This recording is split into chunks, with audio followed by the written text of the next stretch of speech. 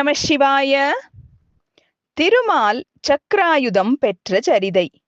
சூத முனிவரே, விஷ்ணுமூர்த்திக்கு சிவபெருமான் சக்ராயுதம் கொடுத்தார் என்று கிருஷ்ணமூர்த்தி தோத்திரம் செய்ததாக சொன்னீர்களே, தாங்கள் யாவும் அறிந்தவராகையால் அந்த சரிதத்தையும் எங்களுக்கு சொல்ல வேண்டுகிறோம் என்றார்கள் சௌனகாதி முனிவர்கள்.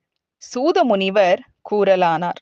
முனிவர்களே, ஒரு காலத்தில் பலசாலிகளான அரக்கர்கள் அதிகமாகி உலகங்களை பீடித்து தர்மநாசம் செய்து வந்தார்கள். அதனால் தேவர்கள் அனைவரும் சங்கடப்பட்டு விஷ்ணுமூர்த்தியை அடைந்து, பரமாத்மாவே, எங்கள் விஷயத்தில் தயை வைக்க வேண்டும்.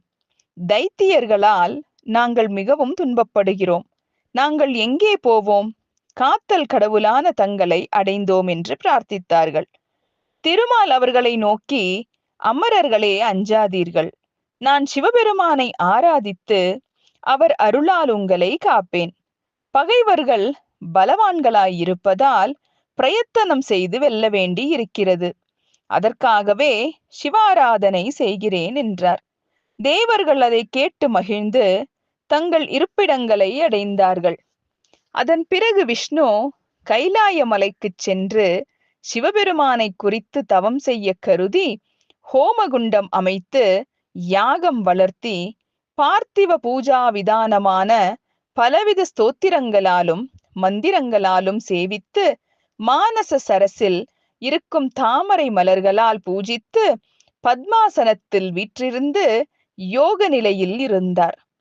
அவர் அநேக காலம் பூஜை இயற்றியும் சிவபெருமான் காட்சியளிக்காததால் திருமால் கடின தவத்தையும் சிவபூஜையையும் மேற்கொண்டு பல காலம் செய்து வந்தார். அப்போதும் சிவபெருமான் தோன்றாமல் இருக்கவே அவரது 1000 திருநாமங்களையும் தியானித்து 1000 கமலங்களால் அர்ச்சனை செய்ய சங்கல்பம் செய்து 1000 தாமரைகளை சேகரித்து வந்து ஒவ்வொரு திருநாமத்துக்கு ஒவ்வொரு மலராக அர்ச்சித்து வந்தார்.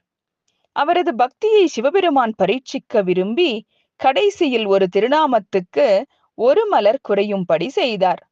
அதனால் திருமால் தம் சிவபூஜா நியமத்துக்கு குறைபாடு ஏற்படுவதை சகிக்காமல், எனது கண் தாமரை மலரே ஆகும், எனது கண் தாமரை மலரே ஆகும், இதனாலேயே என் பூஜையை முடிப்பேன் என்று அதனை பறிக்கத் தொடங்கினார். அப்போது சிவபெருமான் அவர் முன்பு காட்சியளித்து, விஷ்ணுவே, உன் கண்ணை பறிக்க வேண்டாம். உன் பக்திக்கு மகிழ்ந்தேன். வேண்டிய வரம் கேட்டால் தருகிறேன். உனக்கு கொடுக்க கூடாதது எதுவும் இல்லை என்றார். அதற்கு மகாவிஷ்ணு, சங்கரா, நீர் அறியாதது யாதும் இல்லை. உலகங்கள் தைத்தியர்களால் துன்புறுகின்றன. யாவரும் சுகமடைவதற்கும் தைத்திய சங்காரம் செய்வதற்கும் தக்க ஆயுதம் எதுவும் என் கையில் இல்லை.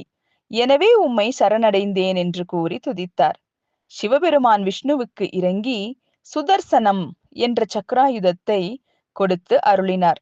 அதை பெற்றுக்கொண்ட விஷ்ணு சிவபெருமானிடம் உத்தரவு பெற்று சகல தைத்தியர்களையும் சங்காரம் செய்தார்.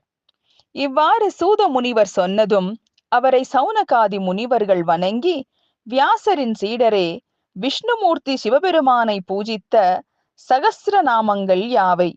எந்த சகஸ்ரநாம பூஜையால் சிவபெருமான் மனம் மகிழ்ந்து விஷ்ணுவுக்கு சக்ராயுதத்தை அனுகிரகித்தாரோ அந்த சகஸ்ரநாமத்தை எங்களுக்கு சொல்ல வேண்டும் என்றார்கள். சூத முனிவர் அதை கூறலானார். ஓம் நம சிவாய.